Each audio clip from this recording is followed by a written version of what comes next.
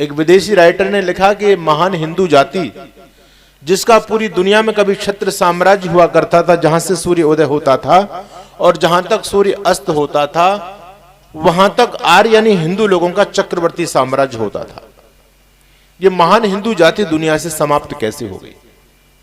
आप अपने अतीत के पन्नों को पलट करके देखना। Iran, Afghanistan, Nepal, Bhutan, Tibet, Sri Lanka, Myanmar, Bangladesh, Cambodia, Philippines, Malaysia, Indonesia, Thailand, Vietnam, ये कभी आपके देश के अपने हिस्से होते थे?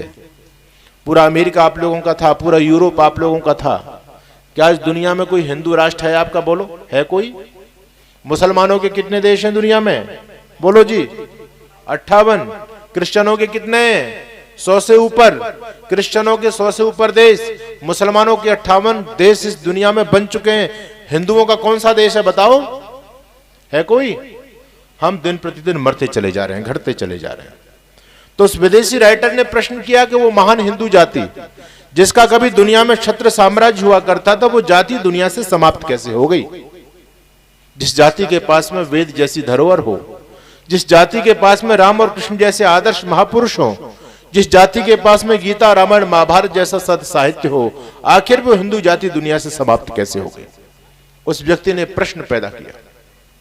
मैं उस व्यक्ति के प्रश्न के उत्तर को आप लोगों के बीच में रखना चाहता हूं।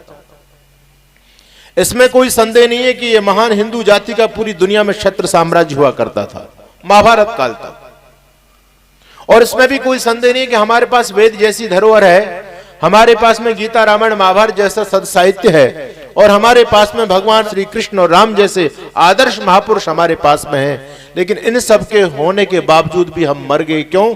हम मिटे दुनिया से क्यों? किस हिंदू जाति ने सबसे बड़ी भूल क्या की?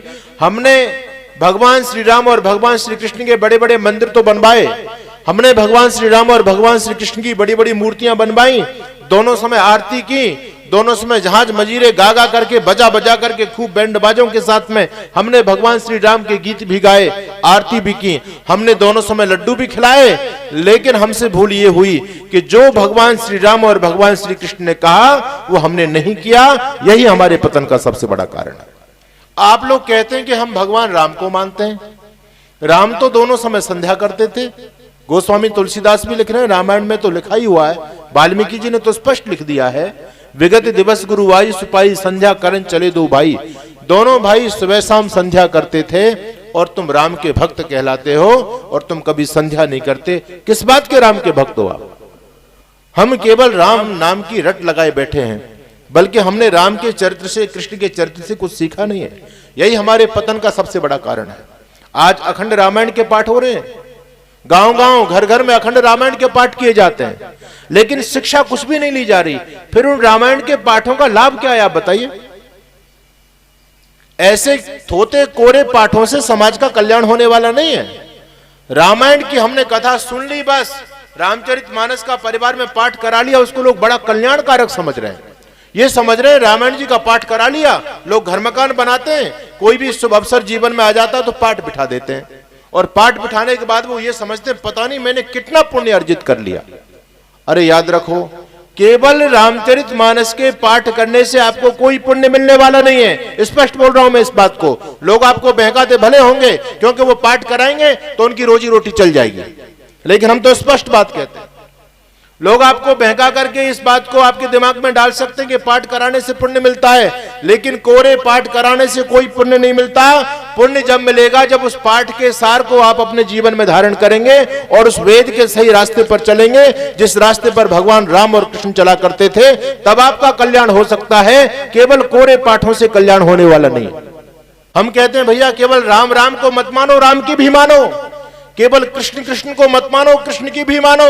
आप केवल कृष्ण को मानते हैं बल्कि कृष्ण की नहीं मानते।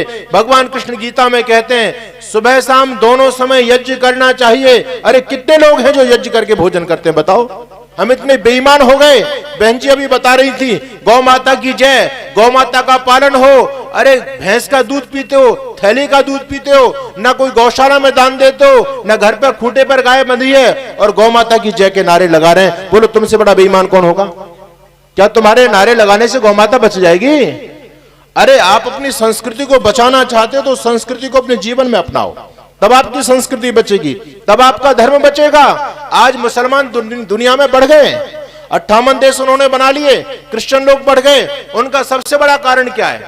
मुसलमान अपने धर्म पर कट्टर है, क्रिश्चियन भी अपनी मान्यताओं पर अड़िग है, उसको कोई डगमगा नहीं सकता। लेकिन हमारा कुछ नहीं है, हम तो गंगा गए गंगादास, यमुना गए यमुनादास। अपने धर्म के प्रति, संस्कृति के प्रति हमारा कोई समर्पण ही नहीं है, तो हम तो मिटेंगे ही दुनिया से। भाई अन्य संस्कृतियों का उदय हुआ है, हमारा ह्रास हुआ है, तो कभी चिंतन करो, कारण पर जाओ कि हमारे मिटने का कारण क्या है, उनके बढ़ने का कारण क्या है। उनका बढ़ने का कारण उनका समर्पण है अपने धर्म के प्रति।